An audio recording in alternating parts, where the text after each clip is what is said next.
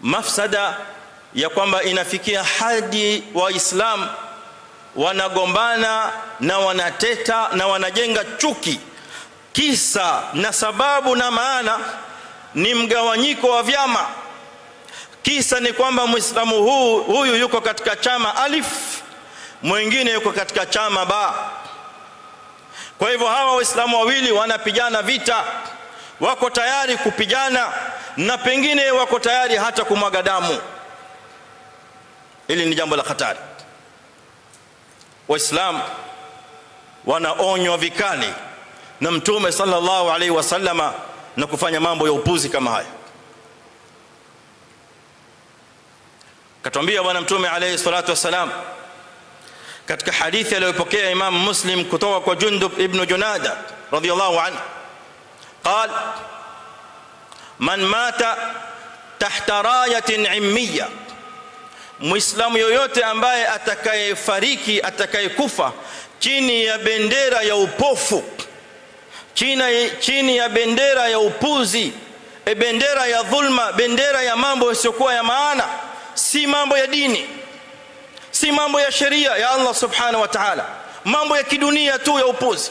Tahta rayatin immiya yad'u asabiyya, muislamu huyo amefariki kwa sababu alikuwa anapigania uasabia, anapigania chama, anapigania mtu, anapigania fikra ya kidunia ambayo la yanfa'uhu fi dinihi wala dunya, haimjengei dini yake mbele ya Allah subhanahu, wala haimjengei dunia yake kwa manufaa ya dini ya aina yote, bali ni maslahi ya kupita njia. Wama alhayatu dunya illa mata'ul ghurur, ni mata'ul ghurur ya kupita njia tu.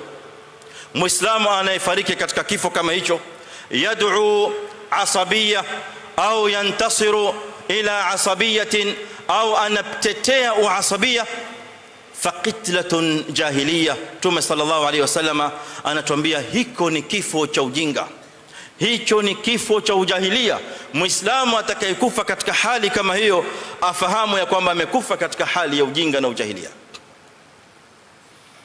Kwa hivyo kuna umuhimu mkubwa sana ayuha alikhwa, tubebe risala hii ya Mtume sallallahu alaihi wasallam ya kwamba pamoja na matukio haya yanayotokea katika nchi kama hizi, tushajaliwa kuweko ndani ya nchi hizi, hamna budi isipokuwa nidhamu ndiyo hiyo ambayo imetukabili.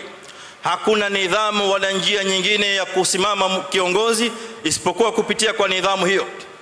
Na itokeapo ya kwamba imesimama haja ya muislamu kushiriki kama tulivyotanguliza, basi tuzingatie ya kwamba haya ni mambo ambayo yanakwenda kwa mwongozo maalum katika sheria.